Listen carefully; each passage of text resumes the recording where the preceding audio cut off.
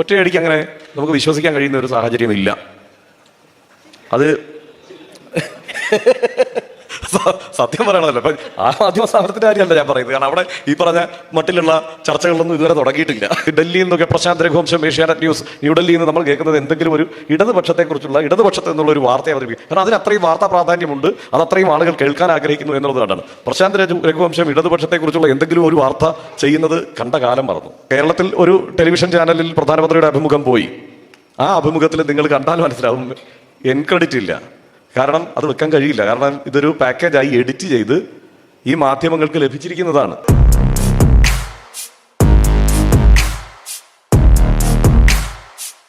കേരളത്തിലെ, ഇന്ത്യയിലെ ടെലിവിഷൻ ചാനലുകളിലാണ് ഏറെയും അഭിമുഖങ്ങൾ വന്നത്. ചില ഓൺലൈൻ പ്ലാറ്റ്ഫോമുകൾക്കും നരേന്ദ്രമോദി അഭിമുഖം കൊടുത്തു. എന്താണ് ചാനലുകളിൽ സംഭവിക്കുന്നത്, എന്താണ് ചാനലുകൾ പറയുന്നത് എന്ന വിഷയത്തിന് ഏതാണ്ട് ഇത് ഒരു വലിയ വിഷയാവതരണം നടത്താതെ തന്നെ ഒന്നോ രണ്ടോ വാചകങ്ങളിൽ ആ വിഷയത്തെ സമ്പൂർണ്ണമായി അവതരിപ്പിക്കാൻ കഴിയുന്ന തരത്തിലാണ് ആ അഭിമുഖങ്ങൾ നടന്നത്. അതേക്കുറിച്ച് മാത്രം പറഞ്ഞാൽ മതി. കാരണം സാധാരണ നിങ്ങളൊക്കെ കണ്ടിട്ടുണ്ടാവുമല്ലോ ഒരു ടെലിവിഷൻ അഭിമുഖം എങ്ങനെയാണെന്ന്. പ്രത്യേകിച്ച് മാധ്യമ സാക്ഷരരായ മലയാളിക്ക് അതേക്കുറിച്ചൊക്കെ നല്ല ധാരണയാണ്.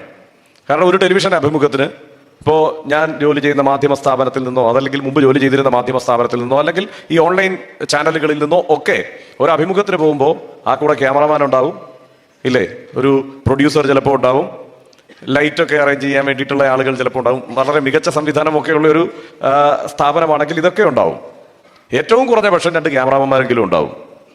ആ 2 ക്യാമറാമാന്മാരും, അല്ലെങ്കിൽ 3, ഇപ്പോൾ പ്രധാനമന്ത്രിയുടെയൊക്കെ ആകുമ്പോൾ 2 പോരാ, 3 ക്യാമറ ഇരിക്കട്ടെ എന്ന് കരുതാം, 3 ക്യാമറാമാന്മാരുണ്ടാവും. പിന്നീട് അത് എഡിറ്റ് ചെയ്യാൻ ഒരു സംവിധാനം പ്രത്യേകം ഉണ്ടാവും. കാരണം ഈ അഭിമുഖം എഡിറ്റ് ചെയ്ത് വൃത്തിയാക്കി വേണമല്ലോ അവതരിപ്പിക്കാൻ, അല്ലെങ്കിൽ ചാനലിലൂടെ ഇത് സംപ്രേഷണം ചെയ്യാൻ. പക്ഷേ ഈ പറഞ്ഞ 80 അഭിമുഖങ്ങളിൽ ബഹുഭൂരിപക്ഷം അഭിമുഖങ്ങളിലും, മിക്കവാറും 80ഉം തന്നെ വന്നത് ഒരു പാക്കേജായിട്ടാണ്. കാരണം ഈ ക്യാമറാമാനെ പ്രധാനമന്ത്രിയുടെ ഓഫീസ് അനുവദിക്കും, എഡിറ്ററെ പ്രധാനമന്ത്രിയുടെ ഓഫീസ് അനുവദിക്കും. ഇവരൊക്കെ അവിടെ എഡിറ്റ് ചെയ്ത്, അതായത് അവർ നിർദ്ദേശിച്ച ചോദ്യങ്ങൾ ചോദിച്ച് ചെല്ലുന്ന അഭിമുഖകാരന്, ചെല്ലുന്ന മാധ്യമപ്രവർത്തകർ ഇവർ നിർദ്ദേശിക്കുന്ന ചോദ്യങ്ങൾ ചോദിച്ച് ആ ചോദ്യങ്ങൾ പ്രധാനമന്ത്രിയുടെ ഓഫീസ് എഡിറ്റ് ചെയ്ത് അത് സംപ്രേഷണത്തിന് തയ്യാറാക്കി മാധ്യമങ്ങൾക്ക് നൽകും. നിങ്ങൾ ശ്രദ്ധിച്ചിട്ടുണ്ടോ എന്നറിയില്ല, മിക്കവാറും ഈ അഭിമുഖങ്ങളിലൊക്കെ, അല്ലാത്ത അഭിമുഖങ്ങളിലൊക്കെ ടൈറ്റിൽ വെക്കും. അതായത് അവസാനം ഈ ടൈറ്റിൽ കാർഡിൽ ഇതിൽ ക്യാമറാമാൻ ആരാണ്, എഡിറ്റർ ആരാണ് എന്നൊക്കെ വെക്കും. പ്രധാനമന്ത്രിയുടെ അഭിമുഖത്തിൽ അങ്ങനെ ഒരു പരിപാടിയില്ല. കാരണം അത് വെച്ചാൽ എല്ലാം ഒരേ ആളുകളായിരിക്കും, പ്രധാനമന്ത്രിയുടെ ഓഫീസിൽ നിന്ന് ഏർപ്പാട് ചെയ്ത ആളുകളായിരിക്കും എന്നതുകൊണ്ട്. ഇപ്പോൾ കേരളത്തിൽ ഒരു ടെലിവിഷൻ ചാനലിൽ പ്രധാനമന്ത്രിയുടെ അഭിമുഖം പോയി. ആ അഭിമുഖത്തിൽ നിങ്ങൾ കണ്ടാൽ മനസ്സിലാവും എൻക്രെഡിറ്റ് ഇല്ല. കാരണം അത് വെക്കാൻ കഴിയില്ല. കാരണം ഇതൊരു പാക്കേജായി എഡിറ്റ് ചെയ്ത് ഈ മാധ്യമങ്ങൾക്ക് ലഭിച്ചിരിക്കുന്നതാണ്. 80 അഭിമുഖങ്ങൾക്ക് വഴങ്ങുമ്പോഴും എന്താണ് മാധ്യമങ്ങൾ അത് സംപ്രേഷണം ചെയ്യുകയെന്നും, എന്തൊക്കെ പ്രധാനമന്ത്രിയുടെ ഉത്തരങ്ങളിലെ എന്തെല്ലാം കാര്യങ്ങളാണ് ജനങ്ങൾ കേൾക്കേണ്ടതെന്നും പ്രധാനമന്ത്രിയുടെ ഓഫീസ് തീരുമാനിച്ചതിന് ശേഷം നടത്തിയ വളരെ സ്റ്റേജ്ഡ് ആയിട്ടുള്ള ഒരു തട്ടിപ്പായിരുന്നു ആ അഭിമുഖങ്ങളെല്ലാം എന്നതാണ് യാഥാർത്ഥ്യം. അതുകൊണ്ട് തന്നെ ആ ഒരൊറ്റ വിഷയം കൊണ്ട് തന്നെ എന്താണ് ഇന്ത്യയിലെ ടെലിവിഷനിൽ നടക്കുന്നത് എന്നതിനുള്ള ഉത്തരമാകും. അതിലേറ്റവും കൗതുകകരമായ കാര്യം, മലയാളത്തിൽ ഒരു ടെലിവിഷനിൽ ഈ അഭിമുഖം നമ്മൾ കണ്ടതാണ്. ഇവിടെ അയോധ്യയിൽ രാമക്ഷേത്രം നിർമ്മിക്കുമ്പോൾ പ്രധാനമന്ത്രി അണിഞ്ഞ പൂജാരിയുടെ വേഷത്തെക്കുറിച്ച് അദ്ദേഹം സൂചിപ്പിച്ചു. ആ പരിപാടി നടക്കുന്നതിന് മുമ്പ് തന്നെ ഈ പറയുന്ന കേരളത്തിലെ ടെലിവിഷൻ ചാനലിൻ്റെ എക്സിക്യൂട്ടീവ് ചെയർമാൻ, അദ്ദേഹം എക്സിക്യൂട്ടീവ് ചെയർമാനായി ചുമതലയേറ്റതിന് ശേഷം ആദ്യം ആ ടെലിവിഷൻ ചാനലിലൂടെ സംപ്രേഷണം ചെയ്ത പരിപാടി, അദ്ദേഹത്തിൻ്റെതായി പുറത്തു വന്ന പരിപാടി രാമക്ഷേത്രത്തിന്റെ നിർമ്മിതി ഏതുവരെയായി എന്നുള്ളതാണ്. രാജേഷ് കൽറ എന്നുള്ള മാധ്യമപ്രവർത്തകനാണ്. ഇപ്പോൾ അദ്ദേഹത്തിന്റെ പേര് പറയുന്നതിന് എനിക്ക് ബുദ്ധിമുട്ടൊന്നുമില്ല. രാജേഷ് കൽറ എന്ന മാധ്യമപ്രവർത്തകനാണ് ഈ അഭിമുഖം, അല്ലെങ്കിൽ ഈ പരിപാടി സംഘടിപ്പിച്ചത്. ഈ 2 എപ്പിസോഡുകളിലായി രാമക്ഷേത്രത്തിന്റെ നിർമ്മാണം ഏതുവരെയായി എന്ന പരിപാടി അവതരിപ്പിച്ചത് അദ്ദേഹമാണ്. ഒരു അഭിമുഖകാരൻ കേരളത്തിൽ ഒരു മലയാളം ടെലിവിഷൻ ചാനലിൽ 3 അവതാരകർ ഒരുമിച്ചിരുന്ന് പ്രധാനമന്ത്രിയെ അഭിമുഖം ചെയ്യുമ്പോൾ ആ ഒപ്പം ഇരിക്കുന്നതിൽ ഒരു പ്രധാനി രാജേഷ് കൽറയാണ്. എത്ര ചോദ്യങ്ങൾ, ചോദിക്കപ്പെടാതെ പോയ ചോദ്യങ്ങൾ ഇത് കാണുമ്പോൾ ഓരോ പ്രേക്ഷകന്റെയും മനസ്സിലുണ്ടാവും പ്രധാനമന്ത്രിയോട് ചോദിക്കേണ്ട ചോദ്യങ്ങളെക്കുറിച്ച്. ഈ രാജേഷ് കൽറയെ പോലും പ്രധാനമന്ത്രിയുടെ ടീമിന് വിശ്വാസമില്ലാത്തത് കൊണ്ടാണ് അത് എഡിറ്റ് ചെയ്ത് പ്രത്യേകം ഇത് സംപ്രേഷണം ചെയ്യാൻ ഏൽപ്പിച്ചത്. അപ്പോൾ അത് അങ്ങനെ തന്നെ അംഗീകരിക്കേണ്ടി വരുന്ന അവസ്ഥയിലാണ് ഇന്ത്യൻ ടെലിവിഷൻ രംഗം എന്നുള്ളതാണ് യാഥാർത്ഥ്യം. അവസാന സമയമായപ്പോഴേക്ക് കുറേയൊക്കെ സമയം പ്രതിപക്ഷ കക്ഷികൾക്ക് വേണ്ടി ഇവർ മാറ്റിവെച്ചു, ശരിയാണ്. പക്ഷെ കഴിഞ്ഞ 2019 തെരഞ്ഞെടുപ്പിൽ ഇവർ സ്വീകരിച്ച സമീപനം എന്തായിരുന്നു എന്നത് നമ്മൾ ഉറപ്പായിട്ടും ഓർത്തു പോകേണ്ടതാണ്. 2019 നടന്ന തെരഞ്ഞെടുപ്പിൽ 20% മാത്രമാണ് പ്രതിപക്ഷത്തിന് ടെലിവിഷനിൽ സമയം അനുവദിച്ചത്. ബാക്കി മുഴുവൻ സമയവും സാധാരണ ടെലിവിഷൻ സ്വീകരിക്കേണ്ട സമീപനം അതല്ലല്ലോ, അല്ലെങ്കിൽ ഏത് മാധ്യമ സ്ഥാപനവും സ്വീകരിക്കേണ്ട സമീപനം അതല്ലല്ലോ. പ്രതിപക്ഷത്തിന്റെ ധർമ്മമാണല്ലോ ഈ മാധ്യമങ്ങൾ നിർവഹിക്കുക. അങ്ങനെയാണെങ്കിൽ സർക്കാരിന്റെ അതുവരെയുള്ള ചെയ്തികളെ കൃത്യമായി ചോദ്യം ചെയ്യുന്ന സമീപനമാണല്ലോ ഈ പറയുന്ന ടെലിവിഷൻ ചാനലുകൾ സ്വീകരിക്കേണ്ടത്. പക്ഷേ അതല്ല സംഭവിച്ചത്. 2019 നമ്മൾ എടുത്തു നോക്കിയാൽ സമ്പൂർണ്ണമായി സർക്കാരിന് സ്തുതി പാടുന്ന സമീപനമാണ് ഇവർ സ്വീകരിച്ചത്. ഇപ്പോൾ കഴിഞ്ഞ കുറെ കാലമായി യൂട്യൂബ് ചാനലുകളിലൂടെ വളരെ സജീവമായി കഴിഞ്ഞ സർക്കാരിനെതിരെ, BJPക്കെതിരെ, നരേന്ദ്രമോദിക്കെതിരെ, അല്ലെങ്കിൽ ഈ ഫാസിസ്റ്റ് സമീപനങ്ങൾക്കെതിരെ, അവരുടെ നിലപാടുകൾക്കെതിരെയൊക്കെ അതിശക്തമായി പറയുന്ന, നേരത്തെ സൂചിപ്പിച്ച ധ്രുവ റാത്തിയെ പോലെയൊക്കെയുള്ള, രവീഷ് കുമാറിനെ പോലെയുള്ള അതല്ലാത്ത ഒട്ടനവധി പേരുകാരായ ആളുകൾ വരുന്നുണ്ട്. അങ്ങനെ ധാരാളം ആളുകൾ കാര്യങ്ങൾ അവതരിപ്പിക്കുന്നുണ്ട്. പക്ഷേ അതിന് സമാനമായ എന്തെങ്കിലും ഒരു ഇടപെടൽ ഒരു ഘട്ടത്തിലും 2019 മുൻപ് 2019 തന്നെ ഉണ്ടായിരുന്നില്ല എന്നുള്ളതാണ്. യൂട്യൂബിൽ പോലും ഉണ്ടായിരുന്നില്ല 2019 അതിനുശേഷം മാത്രമാണ് അതൊക്കെ ഒന്ന് പരുവപ്പെട്ടു വരുന്നത്. ഈ 2019 ടെലിവിഷൻ ചാനലുകൾ ചെയ്തിരുന്ന പണി ഓർമ്മയെ മായ്ച്ചു കളയുക എന്നുള്ളതായിരുന്നു. അവിടെയാണ് ഈ പ്രൊപ്പഗാൻഡയുടെ പ്രവർത്തനം എത്ര സൂക്ഷ്മമായി സംഘപരിവാറിന്റെ പ്രൊപ്പഗാൻഡയുടെ പ്രവർത്തനം നടത്തിയിരുന്നത് എന്ന് നമുക്ക് മനസ്സിലാവുക. കാരണം 2019 തെരഞ്ഞെടുപ്പിന് മുമ്പുള്ള കാലത്ത്, ആ ഭരണകാലത്ത് സംഭവിച്ച എന്തെല്ലാം കാര്യങ്ങളുണ്ട് ചർച്ചയ്ക്കെടുക്കാൻ. ഇപ്പോൾ അതിന്റെ തുടക്കകാലത്ത് വ്യാപം അഴിമതിയുടെ തുടർച്ചയിൽ വന്ന ആളുകളുടെ കൊലപാതകങ്ങളോ അല്ലെങ്കിൽ ആത്മഹത്യകളോ ജസ്റ്റിസ് നോയയുടെ മരണമോ ഒക്കെ അടക്കം അവിടെ തുടങ്ങിയാൽ പിന്നീട് ഇങ്ങോട്ട് നോട്ട് നിരോധനം മുതൽ എന്തെല്ലാം കാര്യങ്ങൾ ഉണ്ടായിരുന്നു. അതിനൊക്കെ അപ്പുറം 2018 കോബ്ര പോസ്റ്റിന്റെ സ്റ്റിംഗ് ഓപ്പറേഷൻ വരുന്നത്. ഇന്ത്യയിലെ മാധ്യമ സ്ഥാപനങ്ങൾ പണം വാങ്ങി വർഗീയത പ്രചരിപ്പിക്കാൻ കൂട്ടുനിൽക്കുന്നു എന്നുള്ള വസ്തുത പുറത്തു കൊണ്ടുവന്നത് 2018 കോബ്ര പോസ്റ്റിന്റെ സ്റ്റിംഗ് ഓപ്പറേഷൻ. ഏതാണ്ട് 10-30 സ്ഥാപനങ്ങളിലേറെയാണ് ആ സ്റ്റിംഗ് ഓപ്പറേഷനിൽ കുടുങ്ങിയത്. നമ്മൾ ഈ പറയുന്ന പ്രധാനമന്ത്രിയുടെ അഭിമുഖം സംപ്രേഷണം ചെയ്ത ചാനലിന്റെ ഉടമയുടെ കന്നഡ ചാനലും ആ സ്റ്റിംഗ് ഓപ്പറേഷനിൽ കുടുങ്ങിയിരുന്നു. സുവർണ ന്യൂസ്. എത്ര മാധ്യമ സ്ഥാപനങ്ങൾ, വളരെ അപൂർവ മാധ്യമ സ്ഥാപനങ്ങളാണ് അതിൽ കുടുങ്ങാതിരുന്നത്. എനിക്കൊന്ന് ഹിന്ദു പോലെയുള്ള കുറച്ച് മാധ്യമ സ്ഥാപനങ്ങൾ, അല്ലെങ്കിൽ ദൈനിക്, അതെ ജയിലിൽ പോയി. ആളുകൾ ജയിലിൽ പോകുന്ന അവസ്ഥയുണ്ടായി, അവതാരകർ. പക്ഷേ 2019 ആകുമ്പോഴേക്കും അതൊക്കെ വളരെ പെട്ടെന്ന് മായ്ച്ചു കളഞ്ഞു ഇന്ത്യൻ ടെലിവിഷൻ എന്നുള്ളതാണ്. ഓർമ്മയിൽ നിന്ന് അത് മായ്ച്ചു കളഞ്ഞു. ആ പ്രവൃത്തിയിലാണ് ഇന്ത്യൻ ടെലിവിഷൻ ഏർപ്പെട്ടത് എന്നുള്ളതാണ്. അത്രയൊക്കെ സംഭവങ്ങൾ അതിന് തൊട്ട് മുമ്പ് ഉണ്ടായിരുന്നു. നമ്മൾ പക്ഷെ മറന്നുപോയി. ഇപ്പൊ പോലും അതൊന്നും ആരും ഓർത്തിരിക്കുന്നില്ല എന്നുള്ളതാണ് യാഥാർത്ഥ്യം. ആ വിഷയങ്ങളിലേക്ക് നമ്മൾ പോകുന്നില്ല, അല്ലെങ്കിൽ നമ്മുടെ ചിന്തയെ കൊണ്ടുപോകുന്നില്ല എന്നുള്ളതാണ് യാഥാർത്ഥ്യം. ഈ ടെലിവിഷൻ ഏറ്റവും കൂടുതൽ ഇപ്പോൾ അവർ ഈ ടെലിവിഷനിൽ തുടക്കകാലത്തൊക്കെ ഇപ്പം എനിക്ക് തോന്നുന്നത് ഇപ്പോൾ ഓൺലൈൻ മാധ്യമങ്ങളിലെല്ലാം കഴിഞ്ഞ തെരഞ്ഞെടുപ്പ് കാലത്ത് പോലും ശ്രീ വെങ്കടേഷ് പ്രസാദും ശ്രീ വെങ്കടേഷ് രാമകൃഷ്ണനൊക്കെ നോർത്ത് ഇന്ത്യയിലെ ഗ്രാമങ്ങളിലൂടെ ഇങ്ങനെ നടന്ന് വാർത്ത റിപ്പോർട്ട് ചെയ്യുന്നതുകൊണ്ട് ഈ കാലത്ത്, അതായത് എനിക്ക് മുമ്പ് 20 വർഷം മുമ്പ് മാധ്യമപ്രവർത്തനം, ഞാൻ ആരംഭിക്കുന്നതിന് 20 വർഷം മുമ്പ് മാധ്യമപ്രവർത്തനം ആരംഭിച്ച ആളാണ് അദ്ദേഹം. ഈ സമയത്തും ഗ്രൗണ്ടിൽ ഇറങ്ങി വാർത്ത റിപ്പോർട്ട് ചെയ്യുന്നത് നമ്മൾ കണ്ടു. ഐഡം എന്ന് പറയുന്ന ഒരു ഓൺലൈൻ പ്ലാറ്റ്ഫോമിലൂടെ. ഇപ്പോൾ ട്രൂ കോപ്പിയിലാണെങ്കിലും അതുപോലെയൊക്കെയാണ് നമ്മൾ കാണുന്നത്. ഏത് ഫീൽഡിൽ നിന്നുള്ള റിപ്പോർട്ടുകൾ നമുക്ക് കാണാനുണ്ടാവും. പക്ഷേ ഇന്ത്യൻ ടെലിവിഷൻ സമ്പൂർണ്ണമായി ഫീൽഡിൽ നിന്നുള്ള റിപ്പോർട്ടുകളിൽ നിന്ന് ഒഴിവായി. അതിന്റെ കാരണം എന്താണ് എന്ന് അന്വേഷിക്കുമ്പോഴാണ് ഏറ്റവും വലിയ കൗതുകം. രണ്ട് കാര്യങ്ങളാണ് ഫീൽഡിൽ നിന്നുള്ള റിപ്പോർട്ടുകൾ വേണ്ട എന്നുള്ള തീരുമാനത്തിലേക്ക് ഇന്ത്യൻ ടെലിവിഷൻ എത്താൻ കാരണം. ഇപ്പോൾ ഒരു മാധ്യമ സ്ഥാപനത്തിൽ, കേരളത്തിലൊക്കെ പ്രവർത്തിക്കുന്ന പ്രാദേശിക മാധ്യമ സ്ഥാപനം, കേരളത്തിൽ അത് അത്ര എളുപ്പം പറ്റില്ല. കേരളത്തിൽ കുറേ റിപ്പോർട്ടർമാരൊക്കെ വേണ്ടി വരും. ജില്ലാ റിപ്പോർട്ടർമാരുണ്ട്, കുറേ സ്ട്രിങ്ങർമാരൊക്കെ ഉണ്ട്. അങ്ങനെയൊക്കെ അതിന്റെ പ്രവർത്തനം സംഘടിപ്പിക്കപ്പെടുന്നുണ്ട്. പക്ഷേ നാഷണൽ ടെലിവിഷൻ എന്നൊക്കെ അവകാശപ്പെടുന്ന ഇന്ത്യൻ ഇംഗ്ലീഷ് മാധ്യമങ്ങളും ഹിന്ദി മാധ്യമങ്ങളും ഒക്കെ ഒരു സംസ്ഥാനത്തിന് ഒരു റിപ്പോർട്ടറെ പോലും അനുവദിച്ചിട്ടില്ല ഇപ്പോൾ എന്നുള്ളതാണ് അറിയേണ്ട കാര്യം. പകരം ചർച്ചകൾ എന്നതിലാണ് സമ്പൂർണ്ണമായി അവർ ഊന്നുന്നത്. കാരണം വളരെ കുറഞ്ഞ ചെലവിൽ അവരുടെ എയർ ടൈം ഫില്ല് ചെയ്യാൻ അവർക്ക് പറ്റും എന്നുള്ളതാണ്. കാരണം ചർച്ചകൾ ഇങ്ങനെ നടത്തിക്കൊണ്ടിരുന്നാൽ അവരുടെ തന്നെ ഒരു ടീമിരുന്ന് ഈ ഇവിടെ വന്ന് എന്ത് വിദ്വേഷവും പ്രചരിപ്പിക്കാൻ തക്കവണ്ണമുള്ള ആളുകളെ കൊണ്ടുവന്നിരുത്തി ചർച്ചയിലേക്ക് പോയാൽ വലിയ ചിലവില്ല. കാരണം ഫീൽഡിൽ നിന്ന് വാർത്ത റിപ്പോർട്ട് ചെയ്യാനാണ് ഏറ്റവും ചിലവുണ്ടാവുക. ആളുകൾ ഇങ്ങനെ യാത്ര ചെയ്യേണ്ടി വരും, അവിടെ പോകുമ്പോൾ താമസിക്കേണ്ടി വരും, ക്യാമറമാൻ കൂടെ വേണ്ടി വരും, യാത്ര ചെയ്യാൻ വണ്ടി വേണം. ഇങ്ങനെയൊക്കെയുള്ള കാര്യങ്ങളെല്ലാം സമ്പൂർണ്ണമായി ഒഴിവാക്കി രാവിലെ മുതൽ ചർച്ച. ആ ചർച്ചയിലേക്ക് പോയാൽ 1-2 വിഷയം മതി. ആ ദിവസം അവസാനിക്കുമ്പോൾ 5 വിഷയങ്ങളിൽ കൂടുതൽ ഈ പറയുന്ന ഇന്ത്യൻ ഇംഗ്ലീഷ് ചാനലുകൾ ചർച്ച ചെയ്തിട്ടുണ്ടാവില്ല, അല്ലെങ്കിൽ ഈ ഹിന്ദി മാധ്യമങ്ങൾ പലതും ചർച്ച ചെയ്തിട്ടുണ്ടാവില്ല. 5 വിഷയങ്ങളിൽ ഒരു ദിവസത്തെ അവസാനിപ്പിക്കാൻ അവർക്ക് കഴിയും. രണ്ടാമത്തെ കാരണം, ഫീൽഡിൽ നിന്നുള്ള റിപ്പോർട്ടുകൾ വന്നാൽ വസ്തുത വരും. വസ്തുത അധികം ജനങ്ങൾക്ക് മുന്നിലേക്ക് അവതരിപ്പിക്കപ്പെടാൻ പാടില്ല എന്നുള്ളത് കൃത്യമായ തീരുമാനമാണ്. കാരണം മുതലാളി കുടുങ്ങും. വസ്തുത കൂടുതൽ അവതരിപ്പിക്കപ്പെടുന്ന ഒരു സാഹചര്യം ഈ ഭരണകാലത്ത് കുഴപ്പമാണ് എന്നുള്ളത് കൊണ്ട് അതിൽ നിന്നും സ്വാഭാവികമായും ഈ മാധ്യമങ്ങൾ പിന്മാറി. അപ്പൊ നമ്മൾ കാണുന്നത് ഈ തമ്മിലടിയാണ്, അല്ലെങ്കിൽ തമ്മിലടി എന്ന് തോന്നിപ്പിക്കുന്ന തരത്തിലുള്ള കൃത്യമായ ആസൂത്രിതമായ പ്രൊപ്പഗാൻഡയുടെ സ്ഥാപനമാണ്, അല്ലെങ്കിൽ അത് നമ്മളിലേക്ക് അടിച്ചേൽപ്പിക്കുന്ന പദ്ധതിയാണ്, വെറുപ്പടിച്ചേൽപ്പിക്കുന്ന പദ്ധതിയാണ് യഥാർത്ഥത്തിൽ നടപ്പാക്കിക്കൊണ്ടിരുന്നത്. ഇപ്പൊ ഈ പുതിയ ജേർണലിസ്റ്റുകളെല്ലാം ടെലിവിഷനിലെല്ലാം ജോയിൻ ചെയ്യുമ്പോൾ ഇന്റർവ്യൂവിൽ ഏറ്റവും കൗതുകകരമായ ഒരു ചോദ്യമുണ്ട്. ഞാൻ ഈ കഴിഞ്ഞ ദിവസങ്ങളിൽ അടക്കം കേട്ടുകൊണ്ടിരിക്കുന്ന ഒരു ചോദ്യമാണ്, നല്ല വേഗത്തിൽ ടൈപ്പ് ചെയ്യുമോ, വേഗത്തിൽ ടൈപ്പ് ചെയ്യുമോ. വേഗത്തിൽ ടൈപ്പ് ചെയ്യാൻ അറിയുന്ന ആളാണ് ഏറ്റവും മികച്ച ജേർണലിസ്റ്റ് എന്ന നിലയ്ക്കാണ് പരിഗണിക്കപ്പെടുന്നത്. അത് ഒരു പുതിയ തലമുറയിലെ ഒരു ജേർണലിസ്റ്റ് അദ്ദേഹം ഇതുപോലുള്ള ഒരു പരിപാടി ചെയ്ത് പറഞ്ഞപ്പോൾ അത്രയ്ക്ക് നമ്മളങ്ങ് വിശ്വസിച്ചില്ല. പക്ഷേ പിന്നീട് വീണ്ടും ചില ഇന്റർവ്യൂവിൽ ഇരിക്കേണ്ടി വരുമ്പോഴാണ് ഇതാണ് ഒരു പ്രധാനപ്പെട്ട ചോദ്യം എന്നുള്ളത് നമ്മൾ തന്നെ മനസ്സിലാക്കുന്നത്. ഒരു ഘട്ടം കഴിയുമ്പോൾ നമ്മൾ ചോദിച്ചു തുടങ്ങും, നല്ല സ്പീഡിൽ ടൈപ്പ് ചെയ്യുമോ എന്നുള്ളത്. എന്നാൽ വേഗത്തിൽ ടൈപ്പ് ചെയ്യാൻ അറിയാമെങ്കിൽ നല്ലൊരു ജേർണലിസ്റ്റായി. രണ്ടാമത്തെ കാര്യം, ഒരു വിഷയം കൈ കിട്ടിയാൽ ഒരു സംശയവുമില്ലാതെ ആ വിഷയത്തെക്കുറിച്ച് ഒരു ചുക്കും അറിയില്ലെങ്കിലും അടുത്ത 1 മണിക്കൂർ ആ വിഷയം കൊണ്ടുപോകാനുള്ള പ്രാപ്തിയുണ്ടോ എന്നുള്ളതാണ്.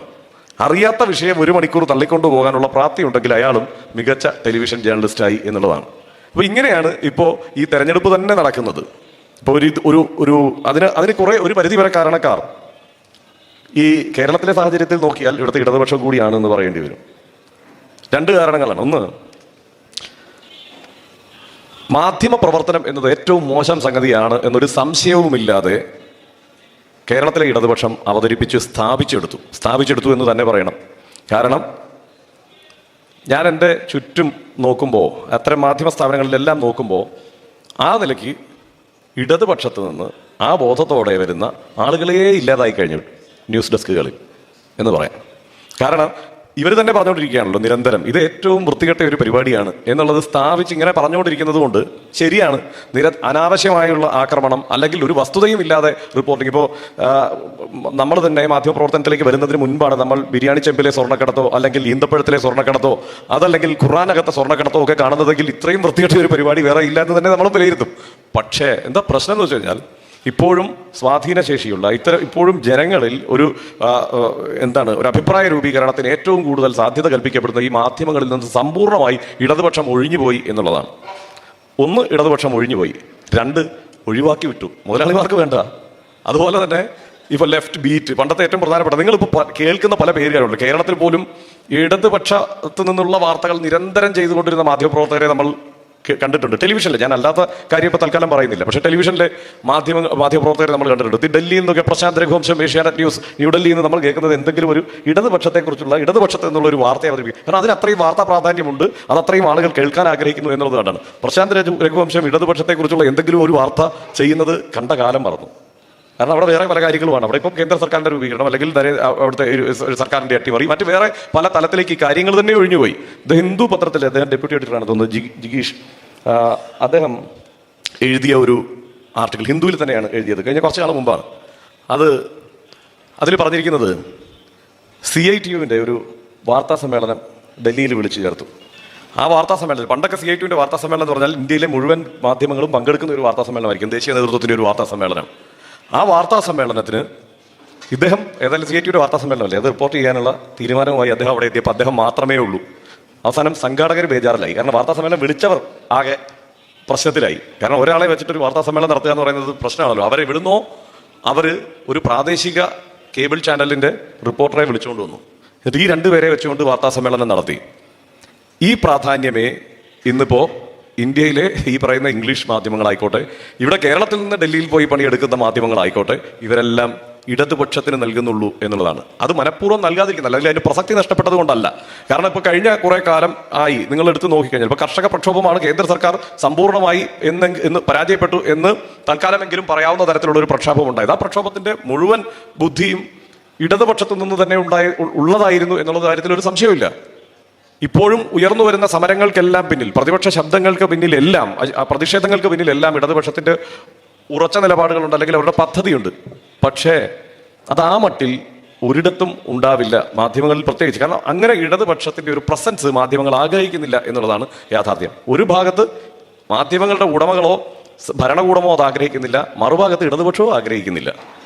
അത് ഏറ്റവും വൃത്തികെട്ട പരിപാടിയാണ്. ഇച്ചിച്ചി പരിപാടിയാണ്, അങ്ങോട്ട് പോകണ്ട എന്നുള്ള തീരുമാനത്തിലേക്ക് ഇടതുപക്ഷം എത്തിച്ചേർന്നിട്ടുണ്ട്. അതല്ലെങ്കിൽ അങ്ങനെ പറഞ്ഞ് അവതരിപ്പിക്കപ്പെട്ടിട്ടുണ്ട്.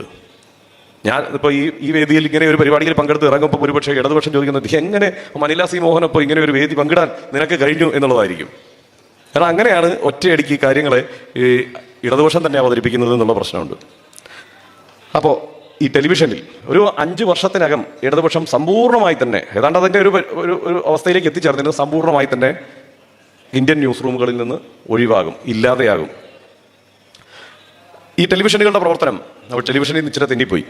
ടെലിവിഷനുകളുടെ പ്രവർത്തനം ഇപ്പോൾ ടെലിവിഷനിൽ മാത്രം ഒതുങ്ങുന്നതല്ല.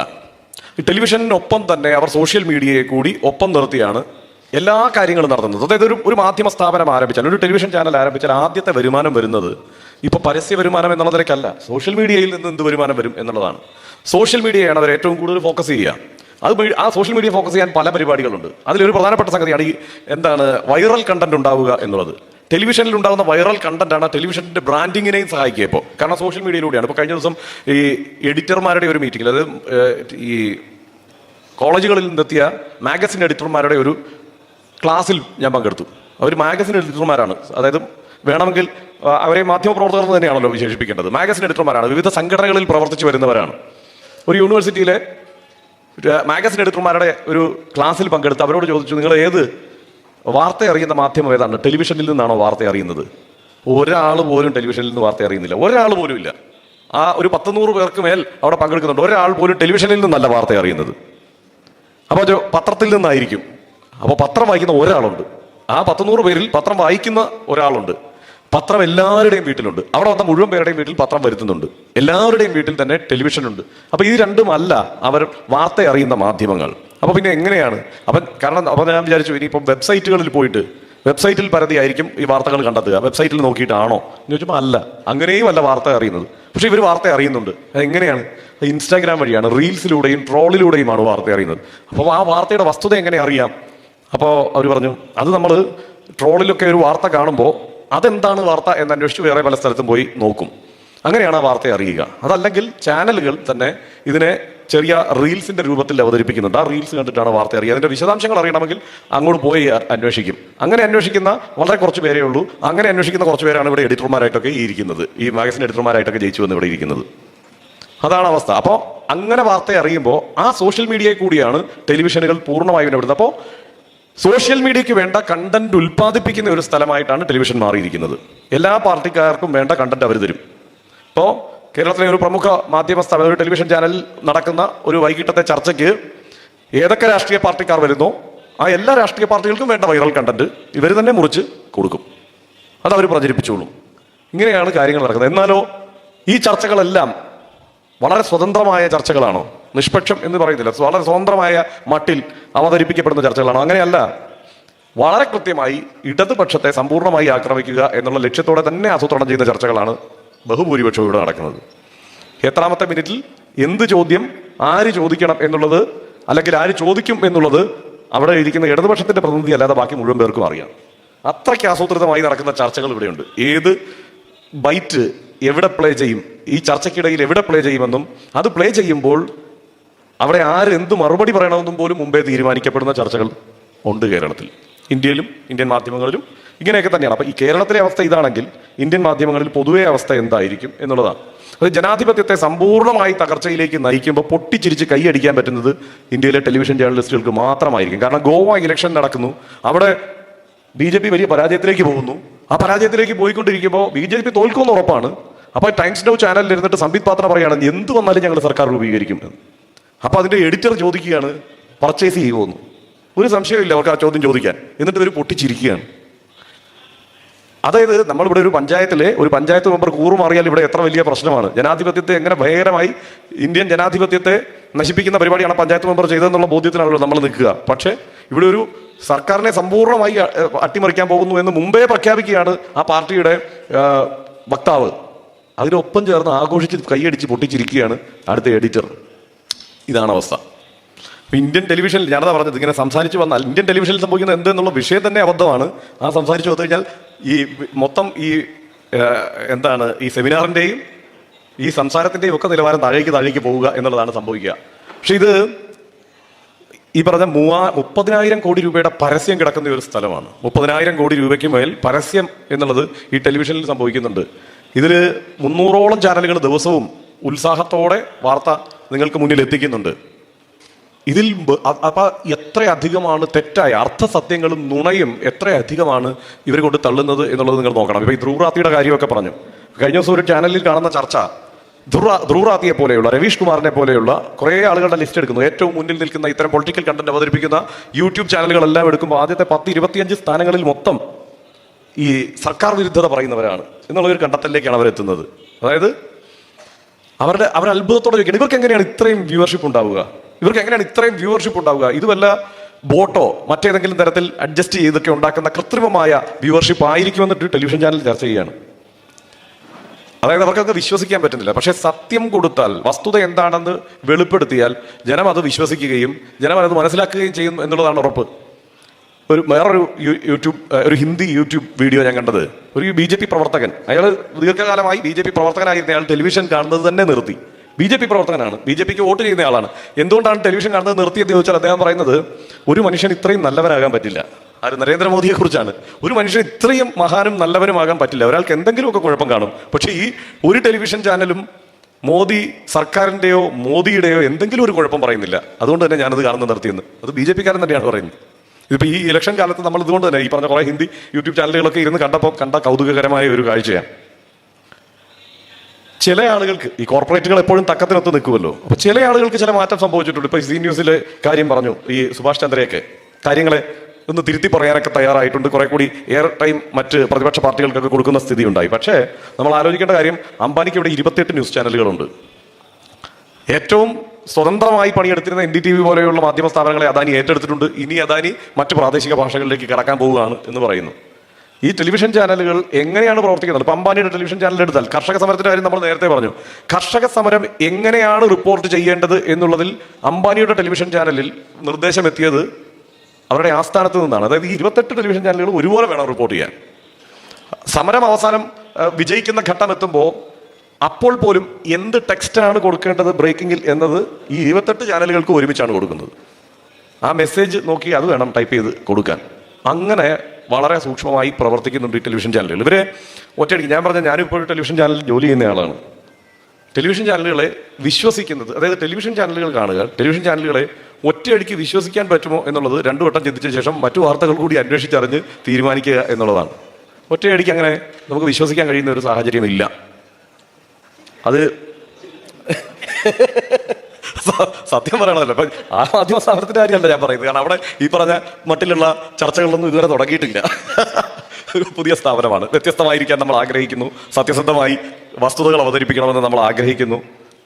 സ്വാഭാവികമായിട്ടും അങ്ങനെയുള്ള ആഗ്രഹത്തിൽ തന്നെയാണ് നമ്മൾ തുടങ്ങുന്നത്.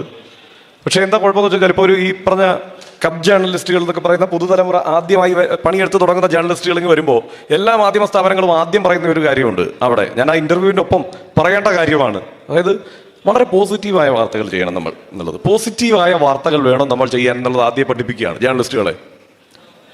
പോസിറ്റീവായ വാർത്തയല്ലല്ലോ ശരിക്ക് ഈ പറയുന്ന പ്രതിപക്ഷമായി പ്രവർത്തിക്കുന്ന ഒരു മാധ്യമ സ്ഥാപനം എല്ലാ ദിവസവും രാവിലെ മുതൽ പോസിറ്റീവായിട്ടുള്ള വാർത്തകളാണോ ചെയ്യേണ്ടത്? ഇവരുദ്ദേശിക്കുന്ന പോസിറ്റീവായ വാർത്ത എന്ന് പറയുന്നത് ഭരണകൂടത്തെ, സർക്കാരിനെ, ഭരണകൂടത്തെ നയിക്കുന്ന പാർട്ടിയെ ഒക്കെ നിരന്തരം പുകഴ്ത്തി പറയുക എന്നത് കൂടിയാണ്. അതിനപ്പുറത്ത് പോസിറ്റീവായ വാർത്തയ്ക്ക് ഒരു ടെലിവിഷൻ ചാനലിൽ, ഇവർ ഈ പറയുന്ന പോസിറ്റീവായ വാർത്ത അവതരിപ്പിക്കുന്ന ടെലിവിഷൻ ചാനലുകളാണ് നമ്മൾ ഈ കണ്ടുകൊണ്ടിരിക്കുന്നതൊക്കെ.